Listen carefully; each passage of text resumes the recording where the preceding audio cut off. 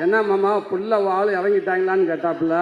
நான் சொன்னேன், மாமா எனக்கு வந்தது ஒரு 50-60 டிக்கெட் தான் மாமா, மிச்சம் பூரா எங்கே போயிருக்குன்னு தெரியல மாமா அப்படின்ட்டேன். இளையராஜா ஐயா இந்த விழா மட்டும் கிடையாது, இந்த பாடல் விழா மட்டும் கிடையாது, பாடல் விழாவாக இருக்கட்டும், காது குத்தி விழாவாக இருக்கட்டும், கோவில் விழாவாக இருக்கட்டும், திருமண விழாவாக இருக்கட்டும், எந்த விழாவாக இருந்தாலும் கடந்த 49 வருஷம் அவர் தான் ஒரே நாயகன். எல்லாத்துலேயுமே அவர் தான் இருந்திருக்காரு. மிகப்பெரிய ஆக்டிங் அது மிகப்பெரிய ஆக்டிங். நம்மளை அறியாமல் தாங்கய்யா. அடுத்தபடியாக நம்ம எல்லாருடைய ஃபேவரட் சூர்யாண்ணா ஒரு நல்ல கைத்துக்களோட. எஸ், ஆக்சுவலி நான் ஒரு விஷயம் நான் சொல்லிக்கிறேன், இது என்னுடையது தான். அவரோட லுக்கு பார்த்தீங்களா? அவர் விடுதலையில் இருந்த மாதிரி எனக்கு வருவாருன்னு பார்த்தோம், பார்த்தா வேறு மாதிரி ஸ்வாகாக ஸ்டைலாக வந்திருக்காரு. சார் ரொம்ப அழகாக இருக்கீங்க சார். ப்ளீஸ் வாங்க, ஒரு சில வார்த்தைகள் நீங்கள் பேசுகிறீங்க. ரொம்ப அழகாக இருக்கீங்க. எத்தனை ஆண்கள் சொல்கிறத விட ஒரு பெண் சொல்கிறப்ப அது அவ்வளோ அழகாக இருக்குது. தேங்க்யூங்க, ரொம்ப சந்தோஷம். இங்கே வந்து தம்பிகளை மறந்துடுவேண்டா, ஒரே நிமிஷங்க. அதான் நான் மறந்துடுவேன். நீங்கள் கத்த விசில் அடிக்கிறதுக்கு இங்கே சேது மாமா என்னை கலாச்சிக்கிட்டே இருக்காப்புல. என்ன மாமா ஃபுல்லாக வாள் இறங்கிட்டாங்களான்னு கேட்டாப்புல. நான் சொன்னேன், மாமா எனக்கு வந்தது ஒரு 50-60 டிக்கெட் தான் மாமா, மிச்சம் பூரா எங்கே போயிருக்குன்னு தெரியல மாமா அப்படின்ட்டேன். பரவாயில்ல, அந்த 50-60 பவரே பயங்கரமாக இருக்குது. அப்போ அத்தனை பேர் வந்து எப்படின்னு தெரியல. தேங்க்யூ அன்பு தம்பிகளா. இங்கே வந்திருக்கிற விடுதலை குடும்பத்தார்கள் அனைவருக்கும், பத்திரிகை நண்பர்களுக்கும், மீடியா நண்பர்களுக்கும், அன்பு தம்பி தங்கைகளுக்கும், அன்பு ரசிகர்கள் உங்களுக்கும் எங்கள் விடுதலை டீம் சார்பாக ஒரு பெரிய நன்றியை சொல்லிக்கிறேன். இந்த விழா நாயகன் எங்கள் ஐயா, நம்ம ராசா இளையராஜா ஐயா. இந்த விழா மட்டும் கிடையாது, இந்த பாடல் விழா மட்டும் கிடையாது, பாடல் விழாவாக இருக்கட்டும், காது குத்தி விழாவாக இருக்கட்டும், கோவில் விழாவாக இருக்கட்டும், திருமண விழாவாக இருக்கட்டும், எந்த விழாவாக இருந்தாலும் கடந்த 49 வருஷம் அவர் தான் ஒரே நாயகன். எல்லாத்துலேயுமே அவர் தான் இருந்திருக்காரு. சினிமாவுக்கு வந்த காலகட்டத்தில் ஏறாத இடம் இருக்காது, பார்க்காத வேலை இருக்காது. அந்த வேலையெல்லாம் பார்த்துட்டு வந்து நைட்டு கை கால் வலியோடு வந்து படுத்து கிடக்கிறப்ப, அசஞ்ச அப்படி படுத்து கிடக்கிறப்ப அப்படியே எதிர்த்த வீட்டில் ஜன்னலில் லேசாக பாட்டு கேட்கும், ஐயாவோட பாட்டு. அப்படியே மெல்ல போய் அந்த வீட்டுக்காரனை கதவை டொக் டொக் 2 தட்டு, என்ன பாண்டுவேன், லேசாக அதை ஓப்பன் பண்ணி விடுங்கண்ணே, புண்ணியமாக போகும், இந்த கதவை கொஞ்சம் திறங்கண்ணேன்டுவேன். அப்படியே காற்று வந்து மேலே அடித்த மாதிரி அவருடைய வரிகள், அந்த பாட்டு வந்து நம்மளை அப்படியே தட்டி எழுப்பும். அந்த பாட்டு சத்தத்தை கேட்டு அப்படியே படுத்துட்டோம்டா, பக்கத்தில் ஒரு தாய் ஸ்தானத்தில் அவரோட பாட்டெல்லாம் வந்து நமக்கு ஆறுதல் கொடுக்கும். டேய் கவலைப்படாத, எல்லாம் சரியாயிடும் சரியா, வாங்கடா வாங்க, நல்லா இருப்பேங்கடா, எல்லாம் சரியா, வலியெல்லாம் போயிடும் அப்படின்னு சொல்கிற மாதிரி இருக்கும். அந்த வலி எல்லாம் அப்படியே பறந்து ரொம்ப தூரமாக போயிடும். அது மறுநாள் காலையில் இருந்துச்சு ஒரு தைரியமாக ஓடுவோம். பெரிய ஒரு நம்பிக்கையை கொடுத்துச்சு. அப்படிப்பட்ட ஒரு மாபெரும் இசை கலைஞன், இசை கடவுள் அப்படின்னு சொல்லலாம். உலகத்தில் இசை மருத்துவர், தலை சிறந்த இசை மருத்துவர்னு சொல்ல இப்படி சொல்லிக்கிட்டே போகலாம். எவ்வளோ வார்த்தைகள் சொன்னாலும் பொருந்தக்கூடிய ஒரே மனிதர் எங்கள் ஐயா அவர்கள் தான். நேற்று ஒரு ஈவினிங் போல் ஒரு ஃபோன் வந்துச்சு எனக்கு. ஒரு IPS அதிகாரி, ரொம்ப உயர் போஸ்டிங்கில் இருக்கக்கூடியவர். பார்த்து ஒரு 3 மிஸ்டு காலையில் கால் பண்ணியிருக்காரு. நான் ஈவினிங் ஒரு 5 மணிக்கு தான் நான் பார்த்தேன். பார்த்தோன்னே பதறிப்பு, என்ன ஆச்சு ஏதாச்சும் எதுவும் பிரச்சனைன்னு சொல்லிட்டு பதறிப்பு, சார் வணக்கங்க சார் நான் கவனிக்கலேன் சார் சொல்லுங்கள் சார்ன்றேன். என்னங்க அந்த மனுஷன் பாட்டு போட்டிருக்காரு, என்னங்க பாட்டு சார் சாண்டு, அந்த தென்னந்தனம்பு பாட்டு கேட்டீங்க, எத்தனை தடவை நான் கேட்டேன்னே தெரியல எனக்கு. எங்கள் உண்மைக்கு தொலைக்குதுங்க. அப்படி ஒரு பாட்டு கேட்டுகிட்டே இருக்குங்க. உலகத்தில் எல்லாத்துக்கும் ஒரு ஆப்ஷன் இருக்குங்க அந்தந்த காலகட்டத்தில். ஆனால் ஆப்ஷன் இல்லாத ஒரே ஆப்ஷன் இளையராஜா ஐயா மட்டும்தாங்க. அவருக்கு ரீப்ளேஸ்மெண்ட் யாருமே கிடையாதுங்க, அது அவர் மட்டும்தாங்க அப்படின்னு சொல்லுவாங்க. ரொம்ப சந்தோஷமாக இருக்குங்க ஐயா. வாழ்க்கையில் மிகப்பெரிய பதிவு சமீபத்தில் எனக்கு நடந்துச்சு. ஒரு 10 நாளைக்கு முன்னாடி அந்த பாடல் வெளியீட்டு விழா அன்னைக்கு சாரோட ஆஃபீஸுக்கு போகிறப்ப நான் ஃபஸ்ட்லேயே வந்துட்டேன்.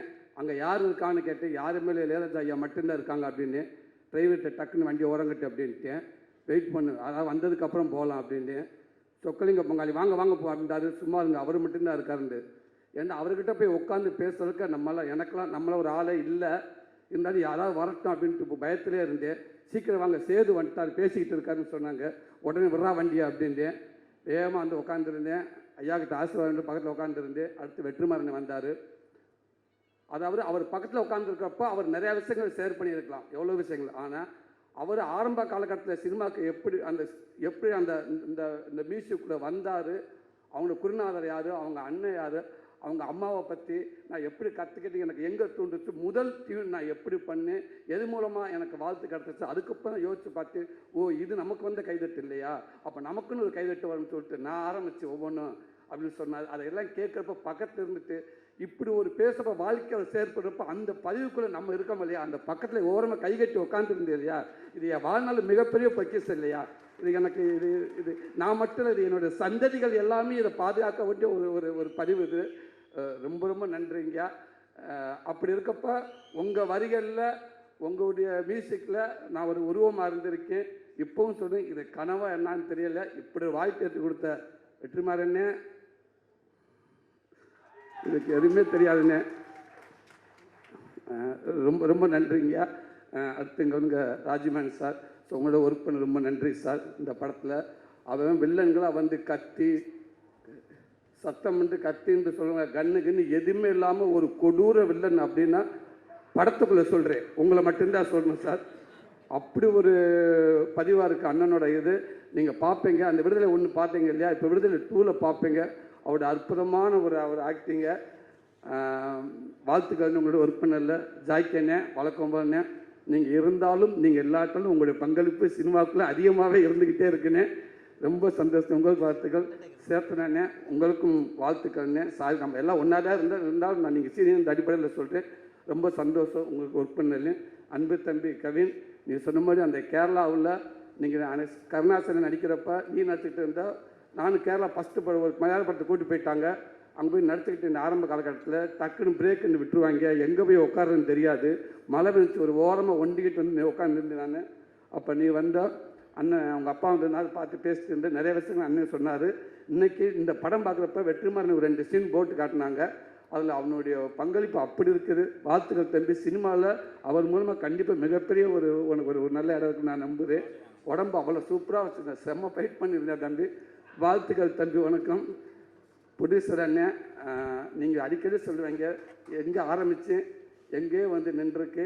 இது எல்லாமே ஒன்றுமில்லை, இறைவன் தான். வெற்றி சமைச்சுக்கு நம்பிக்கை தான், அவர் வச்சுருக்காரு. ஒன்று மனசை நல்லா ஹாப்பியாக வச்சுக்கிடுவோம், நமக்கு எல்லாமே நல்லதாகவே நடக்கும். ஒரு படம் ஆரம்பிக்கிறது எப்படியோ அதை எங்கே போய் முடிக்கணும் அந்த படத்துக்கு தெரியும். அதை தேடிக்கிட்டே இருக்குது, அது போய்கிட்டே இருக்குது, அது ஒரு நல்ல இடத்துல போய் நிற்கும் கண்டிப்பாக அப்படின்னு சொல்லுவீங்க. அது உங்களுடைய எண்ணம் போல்னே. கண்டிப்பாக இந்த படம் மிகப்பெரிய அடுத்த படம் எப்படி விடுதலை 1 உங்கள் எல்லாத்துக்கும் பிடிச்சிச்சு, விடுதலை 2 உங்கள் எல்லாத்துக்கும் பிடிக்கும்னு நான் நம்புகிறேன். கண்டிப்பாக நல்லாயிருக்கும். உங்களுக்கு நன்றிண்ணே, வாழ்த்துக்கள்ங்கண்ணே. பவான் சரி, ரொம்ப சந்தோஷம் உங்களை ஒர்க் பண்ணதுக்கு, ரொம்ப சந்தோஷம். அனன்யா பட்னம், உங்களுக்கு நன்றி மேம். தமிழண்ணே நன்றிங்கண்ணே. சார் உங்களுக்கு வாழ்த்துக்கள் சார். சேது மாமா, லவி மாமா, கொஞ்சம் படம் பார்த்தேன். படம் பார்த்துட்டுக்கு அப்போ நான் சொன்னேன், இந்த லவ் ஏரியா ஒன்று பண்ணியிருக்காரு மனுஷன், வேறு லெவல். அது உண்மைக்கு அதாவது டைலாக் பேசி ஆக்ஷன் பண்ணி நடிச்சிடலாம். ஒரு 5 நிமிஷம் ஒரு 10 செகண்ட் ஒரு லவ்வை வந்து லவ் பண்ணி நம்மளை ஹோல்ட் பண்ணுறது பெரிய விஷயம். ஆனால் ஒரு சீன் ஃபுல்லாக மஞ்சு மேம் மாமாவை சேர்ந்து டைலாக்கே பேசாமல் அந்த ஒரு சீன் ஃபுல்லாக ஒரு லவ்வை எப்படி சொல்கிறது, உன்னை எனக்கு பிடிச்சிருக்கா அப்படின்னு கேட்குறதுக்கு அவர் ஆக்ட் பண்ணியிருப்பாப்புல. மிகப்பெரிய ஆக்டிங் அது மிகப்பெரிய ஆக்டிங். நம்மளை அறியாமல் ஒரு நடிகை நடிக்கிறப்போ பார்க்குறப்ப நம்ம அந்த மூஞ்சி நம்ம கை காலம் நம்மள அறியாமல் அவங்க கூட அப்படியே போய்கிட்டே இருக்கும். அப்படி ஒரு அந்த சீன் அது. ஐ லவ் யூ மாமா. இதான் மாமா, நீ இன்னும் மேலும் நீ மிகப்பெரிய இடத்துல இருக்க மாமா. இருந்தாலும் இந்த படம் இன்னும் மேலும் மிகப்பெரிய நடிகனாக கொண்டு போய் சேர்க்கணும்னு நான் இறைவனை நம்புறேன் மாமா. வாழ்த்துக்கள் மாமா. எங்கள் அண்ணன் வெற்றிமாறன் எப்படி சொல்கிறது, விடுதலைக்கு முன் சூரி, விடுதலைக்கு பின் சூரி, கீப்பு மாதிரி அப்படி மாற்றி எழுதலாம். வெற்றிமாறன்ங்கிற யூனிவர்சிட்டியில் விடுதலைங்கிற ஒரு டிகிரி படித்ததுக்கு அப்புறம் தான் என் வாழ்க்கையே மாறிடுச்சு நான் நினைக்கிறேன். சினிமாவை நான் பார்க்குறது மாறிடுச்சு, சினிமா என்ன பார்க்குறதோ மாறிடுச்சு நான் நினைக்கிறேன்.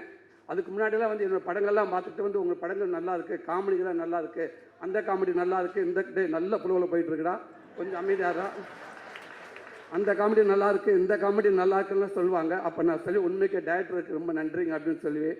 ஆனால் இன்றைக்கி நீ பார்க்குறப்ப உண்மைக்கு ஒரு நல்ல நடிகனாக இருக்கீங்க. நீங்கள் அந்த இடத்துல அந்த படங்கள் பார்க்க சூப்பராக நடிச்சிருக்கீங்க, இந்த சீன் நல்லா நடிச்சிருக்கீங்க, நீங்கள் குமரசனாகவே இருக்கீங்க. உங்களை பார்க்குறப்ப அந்த சூரியன்றது எங்கேயுமே தெரியல, குமரசனாகவே இருக்குது அப்படின்னு சொல்லுவாங்க எல்லாரும். உண்மைக்கு எனக்கு ரொம்ப சந்தோஷமாக இருக்குது. அது மூலமாக எனக்கு ஒரு கைடன்ற அண்ணன் மூலமாக ஒரு கைடன்ற ஒன்று கிடச்சிச்சு. அதுவும் எனக்கு ஒரு நல்ல பேர் வாங்கி கொடுத்துச்சு. ஒட்டுக்காலிங்கிற படமும் எனக்கு ஒரு நல்ல பேர் வாங்கி கொடுத்துச்சு. எவ்வளோ பேர் என்னை வாழ்த்துனாங்க. கமலாசன் சார் அதை பார்த்துட்டு ஒரு 4 பக்கம் லெட்ரு எனக்கு கொடுத்தாரு, அது எங்கள் டீமுக்கு கொடுத்தாரு. அதில் அந்த சூரியங்கிற ஒருத்தர் எங்கேயுமே தெரியல, பாண்டியாருன்னு தெரிஞ்சாருன்னு சொன்னார். இது எல்லாத்துக்கும் காரணம் வெற்றிமாறன் அண்ணன் மட்டும்தான். இது அவர் தான் எல்லாத்துக்கும் காரணம். அவர் ஆரம்பித்து வச்சது தான் இன்றைக்கி இவ்வளோ தூரத்துக்கு போயிட்டுருக்கு நான் நினைக்கிறேன். ரொம்ப நன்றிங்கண்ணே. இதை நான் முடிஞ்ச அளவுக்கு நான் ஒரு நல்ல பேரோடு நான் கொண்டு போயிருக்குன்னு நான் நினைக்கிறேன்னே, நான் நம்புகிறேனே.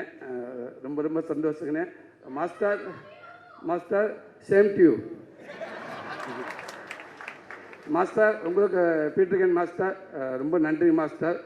அவளை கஷ்டப்பட்டு ஒர்க் பண்ணிங்க, அவளை நானும் கஷ்டப்பட்டேன். அதில் ஆமாம்மா, அந்த கிளைமேக்ஸில் ஒரு 15 நிமிஷம் என்னை ஏர்லேயே வச்சுருந்தீங்க. Thank you master. என்னை தரையில் என்னை படவே இல்லை. ஒரு இடத்துல காலெலாம் கிழித்து ஒரு 2 தையல் போட்டு ஒரு 4 தையல் போட்டாங்க. திருப்பி வந்து அப்புறம் திருப்பி அந்த தையல் பிரிஞ்சு போச்சு. திருப்பி போனேன், திருப்பி 4 தையல் போட்டாங்க. திருப்பி வந்து திருப்பி பிரிஞ்சிருச்சு. திரும்பி அங்கே போகலான்னு சொக்கலிங்கிட்ட கேட்குறப்ப சொக்கலிங்க சொன்னார், அந்த டாக்டர் பொண்ணே இப்படி மனுஷன், வேறு ஹாஸ்பிட்டலுக்கு போகலாம் அப்படின்றாரு. திருப்பி அந்த டாக்டர்கிட்ட போனோம். அவர் அப்படியே பார்த்தாரு, ஏன்னா விளையாடுறீங்களான்னு கேட்டார். இல்லைங்க இதை கேட்கலான்ட்டு பீட்டர்கன் மாஸ்டருக்கு அவர்கிட்ட போய் கேளுங்க அப்படின்னு. இவ்வளோ வேலையில் உட்காந்துருக்க போய் அசிஸ்டண்ட்டு சொல்லிக்கிட்டே இருப்பேன், தயவு செய்து வீட்டில் இரு, ஃபோன் இது வந்து எதுவும் சொல்லிடுறாங்கடா, எதுவும் சொல்ல வேணாம் அப்படின்னு சொல்லியிருந்தேன். அதை மீறி ஃபோன் வந்துக்கிட்டே இருந்துச்சு. சார் அடுத்தடுத்து உங்களோட ஒர்க் பண்ணிட்டு நினைக்கிறேன் மாஸ்டர்.